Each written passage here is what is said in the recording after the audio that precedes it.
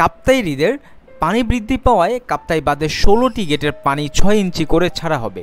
পানি বৃদ্ধি পাওয়ায় 25 আগস্ট সকাল 8টায় কাপ্তাই বাঁধের 16টি জলকপাট খুলে দেওয়া হবে। এই 16টি গেট দিয়ে 6 ইঞ্চি করে পানি ছাড়া হবে, যা কর্ণফুলী নদীতে গিয়ে পড়বে। শনিবার বিষয়টি নিশ্চিত করেছেন কাপ্তাই জল বিদ্যুৎ কেন্দ্র কর্তৃপক্ষ ও রাঙামাটি জেলা প্রশাসক। তবে এতে আতঙ্কিত না হওয়ার পরামর্শ দেওয়া হয়েছে। জেলা প্রশাসক মোশাররফ হোসেন খান জানান, গেট খুলে দেওয়ার পর এতে 9000 CFS পানি নিষ্কাশন হবে।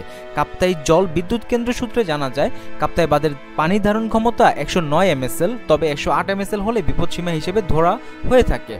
শনিবার বিকেল 4টা পর্যন্ত কাপ্তাই হ্রদে 107.70 MSL পর্যন্ত পানি রয়েছে, যা রাতের মধ্যে 108 অতিক্রম করবে।